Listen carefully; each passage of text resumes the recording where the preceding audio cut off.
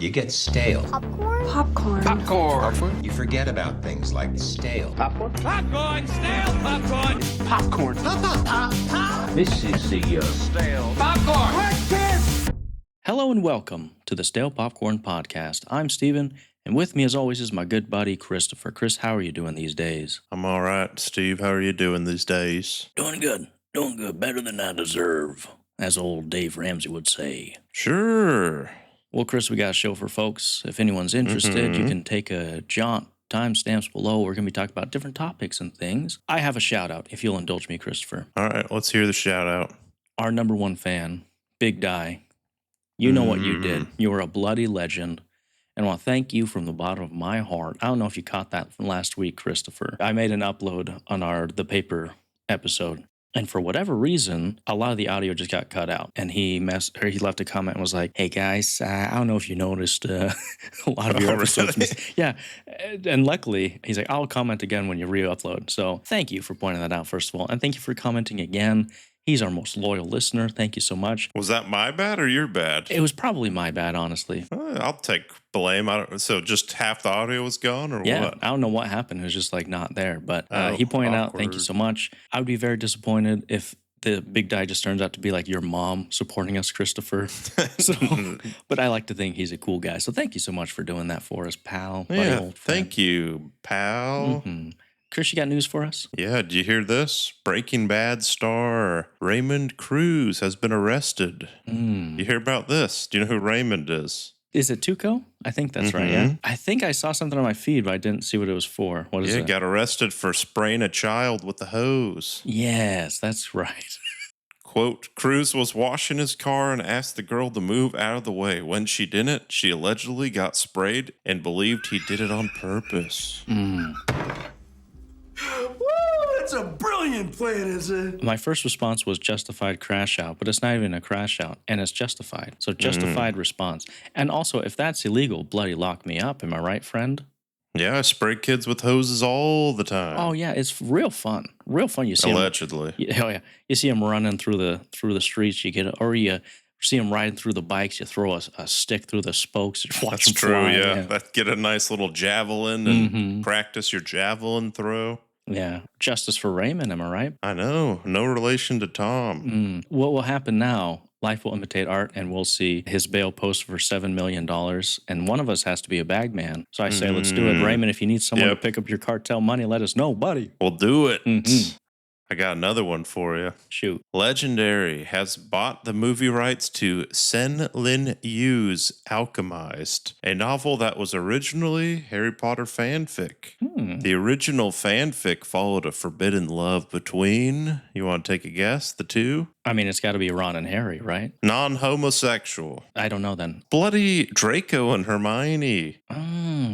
Very curious, Christopher. Well, we got to read that book. I guess we got to read that fanfic. Wasn't Bloody 50 Shades like Twilight fanfic? I think it started out as such, yeah. How did it go from that to that?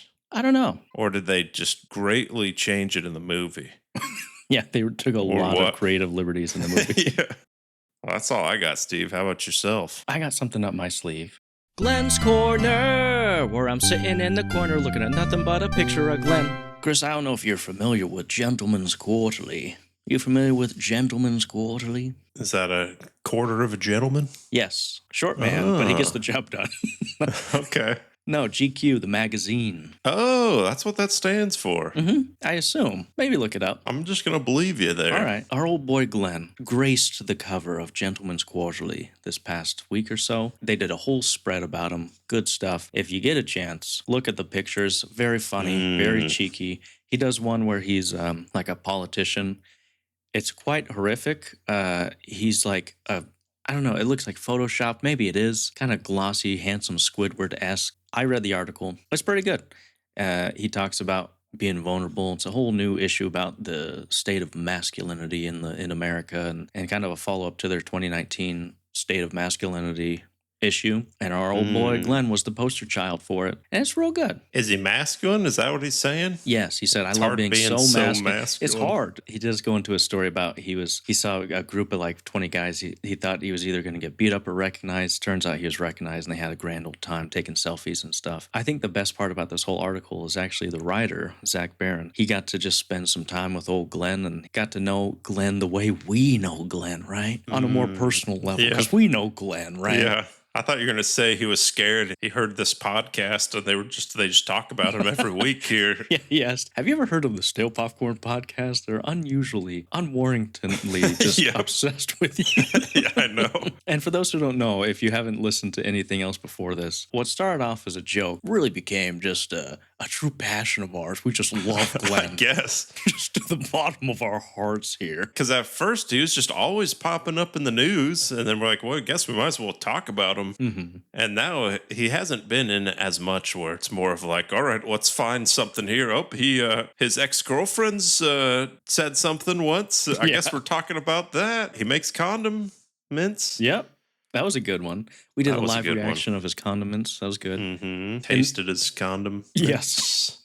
Also in the article, he attributes Guardians of the Galaxy actor Chris Pratt. He thanked him for kind of changing the landscape of Hollywood men leads. He said they don't have to be brooding and so stoic like Robert Pattinson or Christian Bale. He said, thanks, Chris Pratt, for being a little silly. Yeah. Being a little silly, yeah. So it's a good article. If you have time to read it, check it out. So good job, Glenn, for gracing the cover. It's my new phone background. I don't know about yours. You have one, but it's not that picture. No, it's him getting his head smashed by Bane, actually. Yeah. Good one.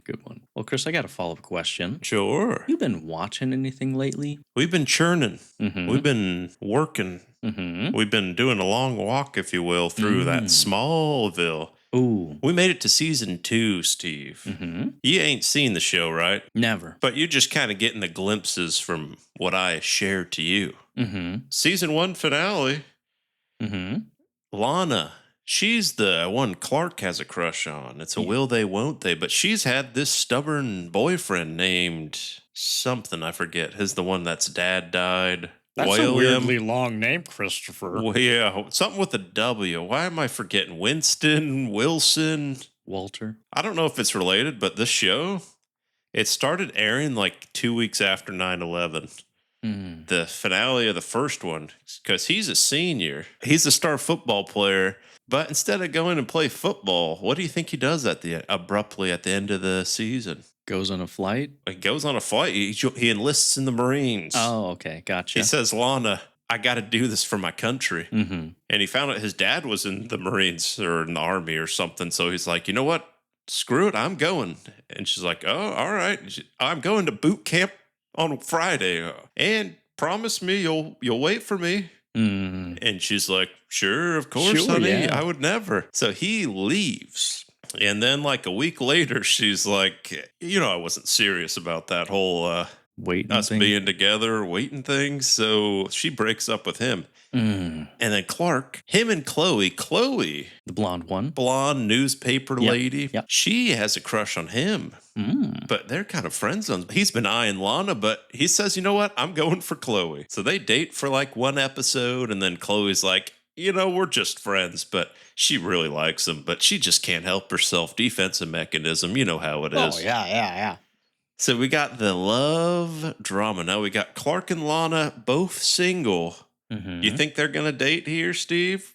Not here, but eventually. Or do they break up? This I'm leading you into. I finally get to that episode Heat, season 2. Now, season 2, it takes it to a whole nother level, Steve. This is the famous, he gets his heat powers, his laser eyes. I've seen the whole episode, so I can give you more backstory. It starts off, it's real hot in school. There's a heat wave in Smallville. The AC's broken. The teacher, she's wearing a little scantily clad dress. Wait a second. Did they do a repeat? No, this is the episode. Before I just seen a clip. Now I have the full context. Gotcha. I can tell you. Because before, this is kind of weird. Maybe it'll make sense if you watch it. Mm-hmm. Same thing. So he figures out the laser thing because hot teacher, he's aroused. He's staring at her. And something I didn't catch the first time, but they're doing the sex ed and they're showing the video. And he actually shoots the laser on a screen where there's sperm and there's like an egg on there. That's when it finally pops out of him. That was the moment. Okay. Catches the thing on fire. And I don't know if it's canon or if I like to think it myself. I like to think it happens both ends here. For whenever he shoots the X-ray, it's shooting other places as well.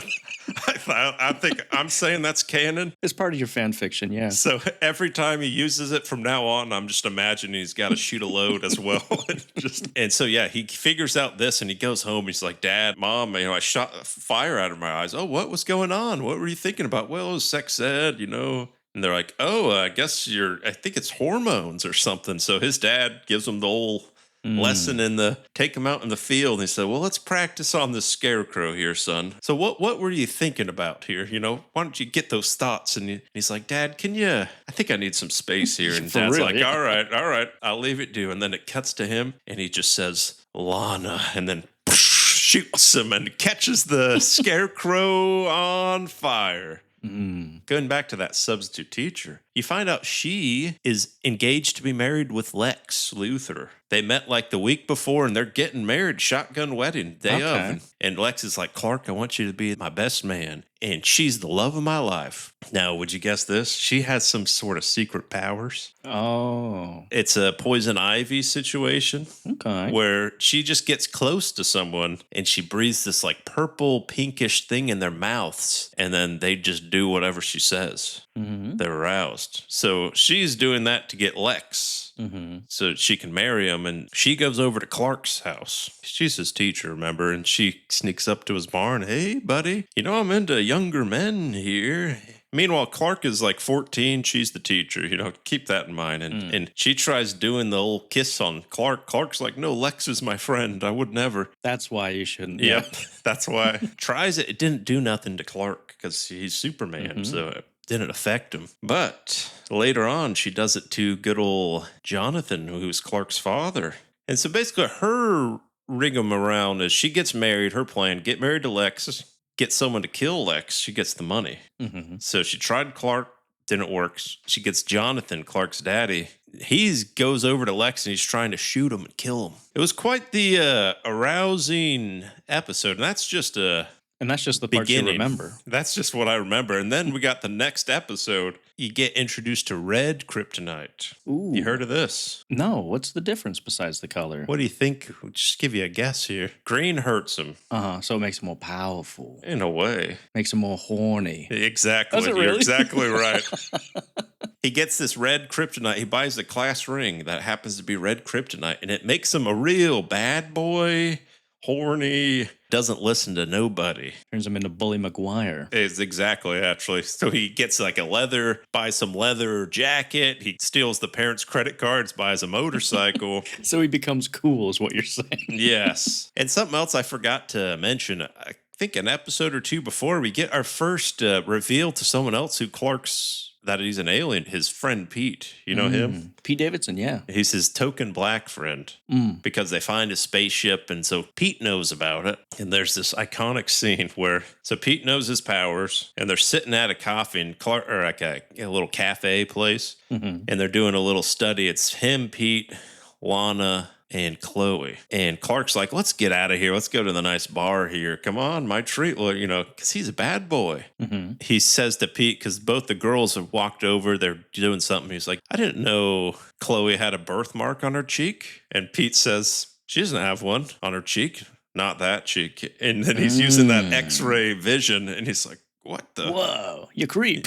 Yeah, that's Chloe. That's our friend. He's like, I'm not just looking at Chloe. And I'm like, all right, buddy. Whoa. And then him and Lana, he's like, Lana, you and me, we're going out here. And Lana, she likes him. So she's kind of into, oh, really? You're okay, And then he goes to this bar. He's kind of a real jerk to her and ends up kissing some other girl. And she gets off mad. They end up getting the kryptonite off him. He's a good boy at the end. But now there's tension between the two. And now they got to work towards it. Because Lana didn't like that about him. She's like, you got to keep secrets from me. Can't have that. Crazy season, I'd say, so far. We're just in the beginning of season 2, but it's funner. I like this season more. Very good. Very good. And then I seen one other movie, Steve. The Conjuring. Last Rites. They spelled it wrong, but on purpose. But it's a different right than what you're used to. Not a left. Now, to prepare for this, we've been preparing for weeks. We seen The Nun. We're talking The Nun 2. Bloody La Llorona. Annabelle Creations.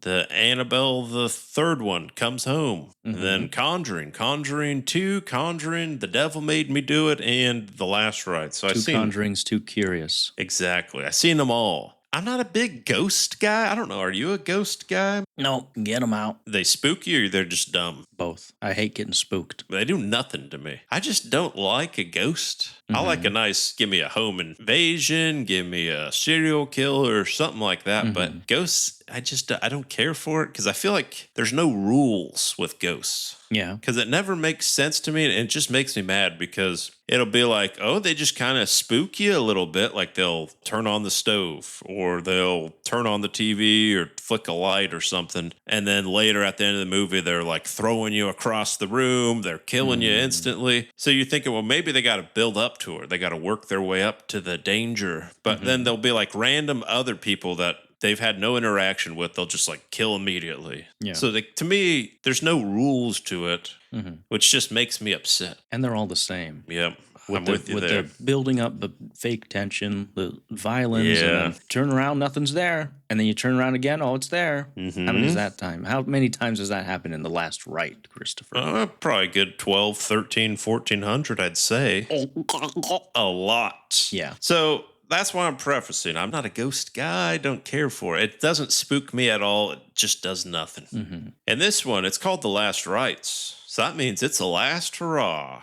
For now. Have you seen any of these movies, Steve? No, but I get it. It's the Warrens. The Warren. Ed and Lorraine. They got a daughter. Ed he's normal, no powers or nothing. His wife can see ghosts. She's something Hispanic. She's something other than white. There's some word. She's clairvoyant. Oh, same so it has thing nothing as to do with Hispanic. the race. Yeah, that's what it's called. Yeah. She can see the ghost, and guess what? Her daughter's got that gift too. It's genetic. And she's always telling her daughter, just push it out. You don't want this. This life ain't for you.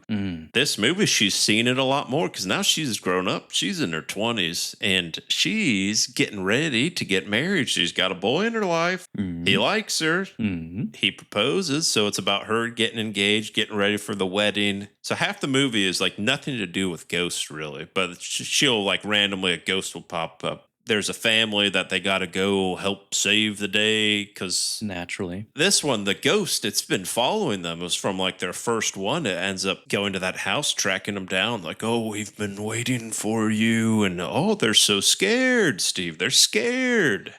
We don't need to do this. You know, you don't owe them nothing. And then, we need to do this. And then guess what? What do you think? Are they going to do it or are they not going to do it? Of course Steve? They're going to do do it. It Has to happen here. Yeah, I thought the movie was pretty dumb. The ending was even dumber. You know those movies where they just end abruptly in like the dumbest way? It's like it seemed like, oh, shoot, I forgot I got to give this camera back. The rental ends today. We got to finish this now. So we're just going to win by the power of friendship real quick, tie a bow. We're out of money. Let's do this. So it was one of those type of things where you're like, really? That's how you're going to end this whole franchise, supposedly? You think they're all done with the franchise? No, because it makes money. They got another one in the works already. I'm like, oh, the second to last right doesn't just, it doesn't flow off the tongue as well. Two rights. Two rights don't make a wrong. Yeah. Yeah, that's true. That would be fun. To me, in the universe, I put it right in the middle of the pack. It was the worst of the 4 Conjuring movies, but it was better than like The Nun or some of those Annabelles, I'd say. Actually, probably not even better than the Annabelles. Bottom half of the franchise. Out of the whole franchise, I thought The Conjuring and The Conjuring 2 Annabelle creations. Those are like the 3 that are actually like, that's pretty good. The rest, honestly, you could skip. You know what they need to do to revitalize this franchise? I mean, not that it needs revitalizing because it makes money, but to pique more interest, they need to have an Avengers-style team-up where the nun, the Annabelle doll, whatever ghost they found in a tunnel this time. They team up. Oh, There's together. It's always There's a greater evil. There's a greater evil, yeah. There's always it's based on a true story, whatever. Just like the Strangers was, quote, based on a true story. And so they can really take some creative liberties here and just do it, man. Just make it stupid and wacky. They could do like a Freddy versus Jason, where you get an Annabelle versus the Nun. Mm-hmm. Or you do it from their perspective. Do it from the nun's perspective. And the Warrens are the bad people. He's just trying to live. It's like, I just want to live. Some Listen, guy. I've been trapped here for centuries. I just want to get out of here. You could do like a Toy Story 3 where they're trying to escape and they're falling into the lava, whatever, incinerator. And that's them. They're just trying to get out of this hell. And these two SOBs are keeping them away from them. Yeah, we didn't choose to look like this. This is our only method of communication. My fault. And you guys aren't getting it. That's why I got to throw tables all over the place. That's why I got to kill Fred, because you're getting it. I'm on the ghost side. I think we're onto something. And you can throw in like get Keanu as Constantine, get Shia LaBeouf. I think he was in one of those. Throw them in there. Van Helsing. Ooh. I mean, did he ever do Ghosts? Yeah, kind of. Close enough. I mean, throw in a Dracula or something. Hold on, I got to write this down, Chris. I know. We're having our It's Always Sunny Philadelphia moment. Should we make a movie? Should we do this? Yeah. Yeah.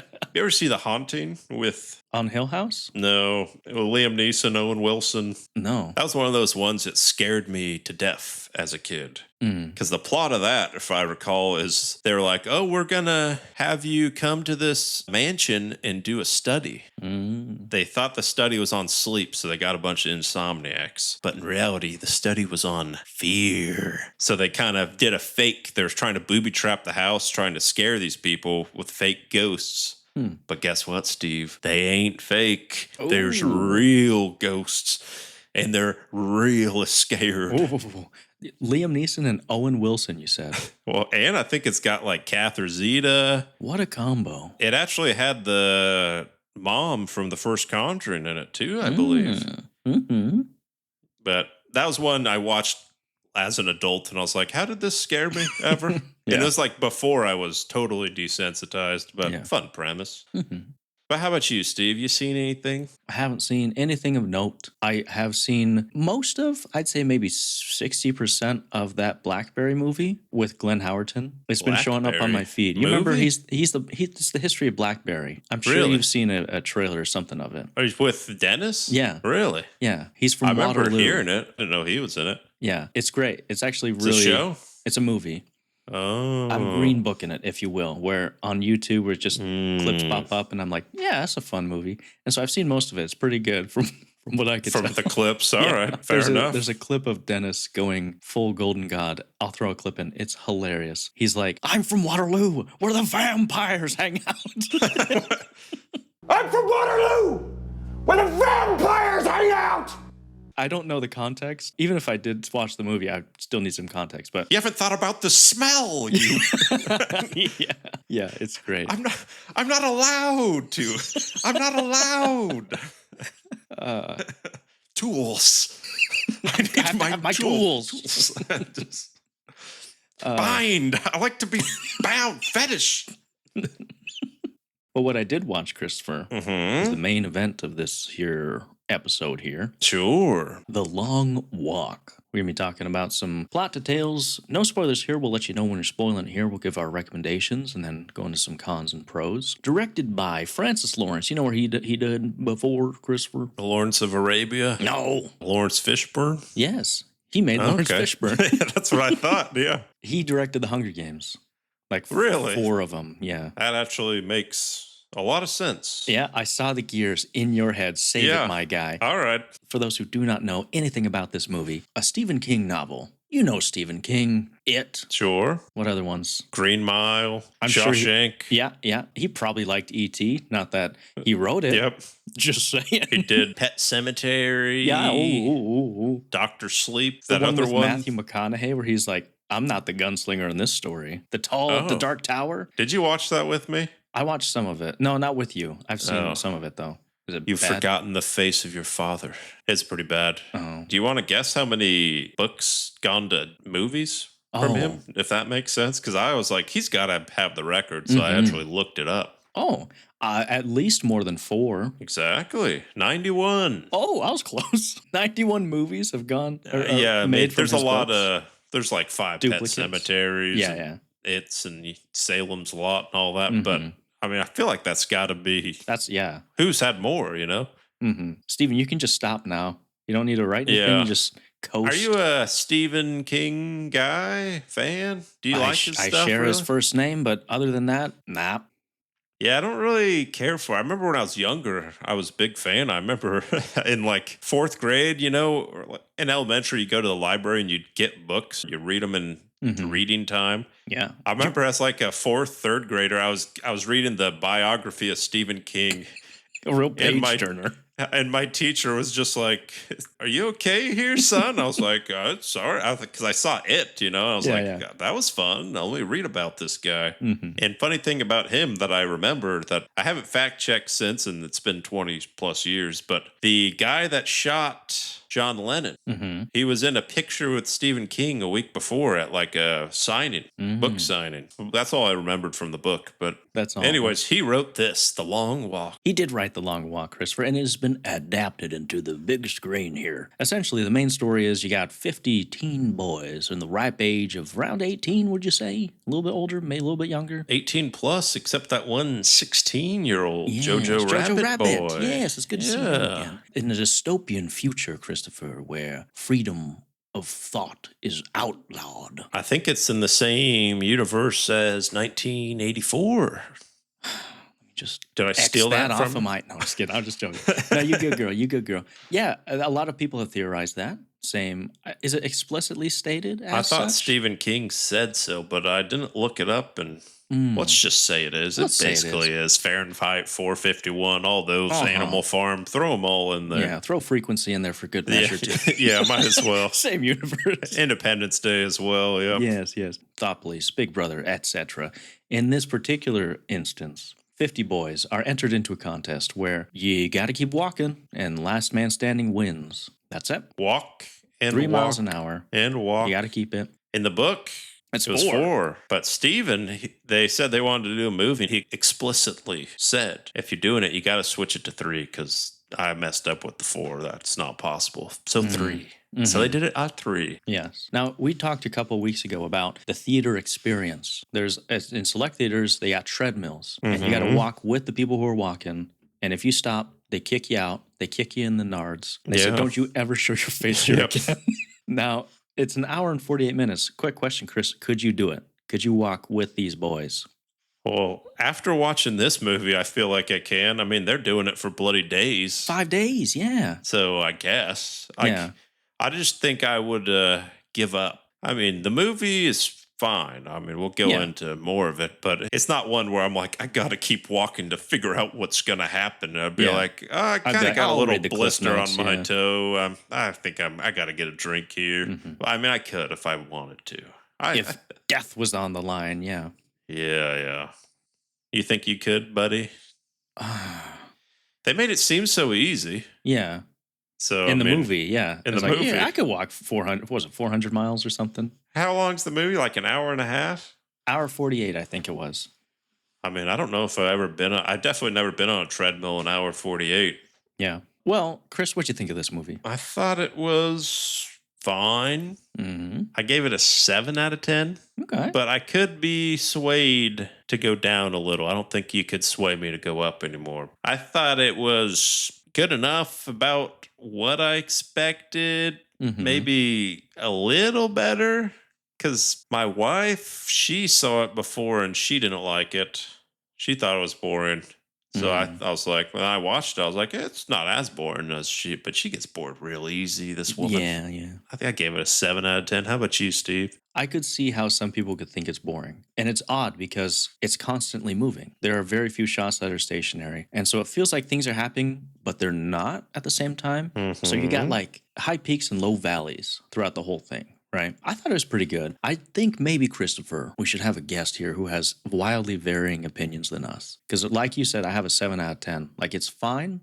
I'll probably never watch it again just because I have my reasons. But like, I enjoyed the time. I think it's a No, I was gonna say fun family time, but Yeah, again, take the kids too. between this and Lilo and Stitch, I'd say chase this. You know what I'm saying? Back to back. I don't think you need to rush out in theaters for it. But going into spoilers here, Christopher, you have some cons that you want to speak to? It's a more boring Hunger Games. Because same kind of concept. Oh, these people here, last one to survive. Except this one, there's a treasure at the end. But Where's it's my just treasure? walking. Where's my treasure chest? I want my treasure chest. I want it. This one is just walking. I thought the end was pretty just dumb, bad. It just ends abruptly with, Yeah. oh, that guy's, he's going to sacrifice himself. No, you can't. There must be another way. And then the other guy wins and he takes the gun and he shoots Luke Skywalker in the chest and he dies and then he walks away. And I was just like, that's it. Yeah, because it's literally the whole movie. You learn that Ray, played by Cooper Hoffman, he's had this plan because his dad was killed by the Major for having free thought. So his plan, he's like, I'm going to win this thing. And what I'm going to wish for, in addition to the gajillion dollars that I'm getting, I want a gun to kill the Major and bring about change. Because he's like, something's got to give, something's got to change in this world. And whereas Pete, his friend, is like, no, man, just you got to fight with love and everything. Hoffman, he was like, you're the one who can see the vision, right? So Hoffman's mind changed about bringing about by not violence. And then it turned, and you're like, well, what's going to happen now? You don't get to see any change happen. Maybe like a little bit of a epilogue, just like, oh, he took care of his mom, he took care of Clementine, They nothing lived like that. happily ever after. Something. Give me anything. He didn't even give the necklace back to that guy's mom. Oh, it's true. So it's like, he didn't grab it. Yeah. What a loser. he lied. He's a liar. Well, he didn't say he'd take it. The other guy said it. So it's the dead guy's fault. Yeah, so that was a little frustrating, the ending. I will say, I hate to be one of those guys, but in this instance, I really think the book far would exceed the quality of this movie, because in a movie like this, where you're like, oh, there's a last man standing, and you got a group of however many kids, you can't dedicate the time everyone needs to be like, oh, who's going to win? Because you have clearly the two guys you're spending the most time with. Right, so it's going to be one of these guys. Everyone's going to die at some point. I don't want to get too attached. And now the question is, how are they going to die? Mm-hmm. It kind of felt like a little slasher movie in that sense, where it's like, okay, you got to come up with creative ways to emotionally manipulate or get some gasps going, you know? So that's kind of what it became in the middle, where I was like, sure. Another con I had, and this was actually Stephen King's one rule when making this movie, was he said, if you're going to make this movie, I want to see everyone, like the gunshots shown explicitly. He said, otherwise just don't do it. And I get that, you know, where he's coming from, because you have to have the consequences. You have to show how dangerous it is. But for me, Chris, it's consequences. Thank you, John. But for me, it was too much. I'm not a violent guy. I do not like seeing violence. You don't like the jaws open? No, I closed my eyes several times. What would you rather see, a face get blown off or the guy's pooping? Pooping, honestly. Really? Yeah. I'm the other way. I was like, you could show it once, sure. Don't need to keep getting to this here, you know? No, I thought it was integral to the story. Far and away the most expensive shot of the film. Yeah. Just personal preference. Like, I just don't like violence. And I get you had to have it in there. Pretty monotonous with them walking. Mm-hmm. Because it's just a lot of walking and talking. Walking and talking the movie, yeah. The guy that almost wins, or basically wins, that he sacrifices himself, is like the fattest, biggest one. Most horizontally challenged is what we like to say, Christopher. Come on. Yeah, it didn't make sense that he would outpace a bunch of these other. I mean, you got a bloody Kenyan track guy. You got Couple of them, yeah. Jackie Chan. Native American. Yeah. And you have an industry plant. A rabbit, if you will. Yes. Mm-hmm. Yeah. And he still beats him. Mm-hmm. That's mainly it. Sure. Pros? I thought it was some fun characters. Yeah. I never shed a tear, Steve. I never cry in real life, and I try to really get it out in the movies. Mm-hmm. So if there's any sort of sentimental, I'm trying to push those tears out. Yeah. This one, I couldn't. Nothing came out. I never got close. But you felt a little sad, I guess. Like, oh, Karate Kid. Oh, man, he's going to go here. Oh. Your Dennis Reynolds is showing, Christopher. Yeah. Oh, yeah, that kid died. That's what a shame. Yeah. I think it was the episode where Charlie's like, my mom has cancer. And he's like, bad. Darn. Right, guys? Yeah. And he's like, what was the heck? that? What was that? Sorry, the not- whole cancer thing's just not grabbing me. doing it. Yeah. That's you, this movie, huh? Yeah. And Yeah. I did like the cast because Yeah. you had Luke Uh-huh. and you had Judy Greer. Judy.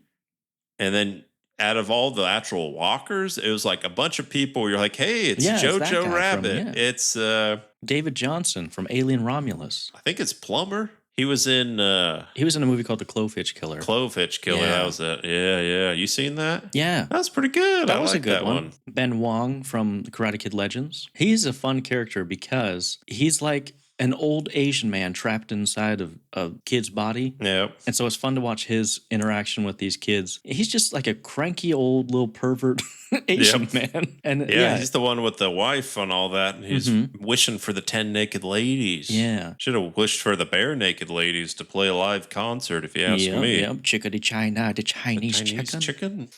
Yeah, they had a lot of good dynamics there. Did a good job of making you kind of care about them and everyone. I really like the relationship between the two main leads, David Johnson and Cooper Hoffman. You believe that they became friends at the end of it. It reminded me of The Shawshank. I like to think, Christopher, in an alternate world, before Andy Dufresne and I were in Shawshank prison, we was rubbing shoulders on a long walk. That's get the vibe I got. A little Red and Andy Dufresne relationship. But now that I think about it, Red in the book was not black. He was an Irish man. So scratch that. That was a We'll good get it. change there. Yeah. I like that dynamic. They're friends. You believe they're friends. Was it hinted that Pete was gay? Why was that hinted, if I may ask? Maybe I was just wishful thinking. Just wishful thinking. I wasn't. No. I know there was that one homophobic guy that's always calling everyone gay. Yeah, I thought he was gay. Well, yeah, he's definitely Probably gay, was. right? Yeah. Yeah. That's who I got mixed up with. That I was like, I know first guy he someone. kills definitely was. Yeah. There were some good emotional moments. You are a stone wall when it comes to emotion, which is fine. I thought the most emotional moment was when Ray saw his mom. He ran back to say sorry. I was I'm like, sorry. you keep moving, my guy. Get on. Go. Keep moving. That one was the one that got me. And it also got the girl next to me. She audibly cried at that part. I think that was the most emotional one. I didn't get teared up at the very end when it was telegraphed that old Ray would die, which makes me sound like you, but I was just like, yeah. In general, I'm an emotional guy in the movies. I try and do it. But this, whatever reason, didn't. It kind of gripped me. It gave me a half Nelson here. Yeah. But not a full hard on Nelson. Just a semi, yeah. Yes, I mean Nelson. No, I think it's a fine movie. It's fine. Yeah, I mean, put it on when it goes to Hulu or Netflix or Prime or Apple TV or Max or Paramount or Can you name more?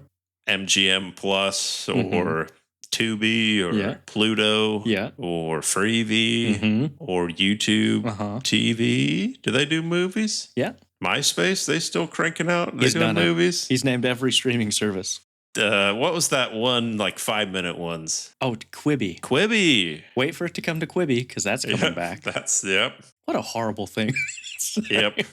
Well, I think that's all I got, Christopher. Yeah, same here. Tangential question, if I may, just keep you for a couple more minutes. Mm-hmm. You can be honest about this. Do I send you too many memes throughout the day? No, do I send you too many? No, I love your memes. I love yours too, buddy. Oh, that means a lot because I see so many and I'm like, because you got to tailor them, right? To your whoever you're sending them to. And I've just seen so many funny ones recently. And between you and my brother, I'm like, I'm going to send Chris and then my brother that one. I got a system here because I got group chat with the family, the boys, and I got one with you, and I got my wife, and I got some other random guy, and I basically only send them stuff I get from each other. So you send me them, and I'm like, that's good. I'm sending it there, and so they you send take me them. credit. Exactly. So keep sending it. Okay. If you guys are still listening here, thank you so much for listening. Big Die, again, you're a bloody legend. Thank you so much. Follow us anywhere you want. YouTube, Instagram, Facebook, Twitter. Bloody, we're on everything you want to see us on. Asian people meet, black people meet, Latino people meet, South African people meet. Anyway, Thanks for listening. Have a good week. Popcorn. Bye. Popcorn. Pop, pop, pop, pop. This is the Stale. Popcorn. Popcorn. Get ready for a hostile takeover of this entire fucking league, okay? You fuck! You think I won't fucking do it? I'm from Waterloo, where the vampires hang out! Oh, you guys are so fucking stupid.